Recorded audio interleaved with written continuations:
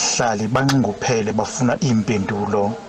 Bagaleleke kule holo yoluntu besothi paha izikhalazo zabo kwi-Ofisi yomkhuseli woluntu ngenkqubo yokwakha izindlu ezi-1300 ezingama500 zashiywa zingagqitywanga. Inzalelwa zalapha iramhlakwana. Ngoku labo bantu abanye indlu zabo azikagqitywwa, ezinye azihlali abantu balapha, zihlala abantu ababuya le boMozambique njalo njalo. Kodwa into esingayazi ukuthi bazithole njani, but ke into ezawusinceda ukuthi ugovernment asincede aba bantu abakumele bathola ama-RDP bawathole, because ingxaki esibone ngathi sinayo apha i-corruption. Umkhuseli woluntu uvakalise ukudana ngale meko.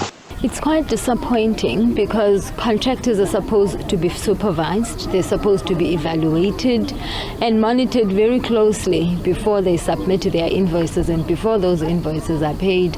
And there are obviously time frames to these kind of contracts. And hearing that, specifically this one, the large majority of the project is still standing, roofs standing open, houses are incomplete.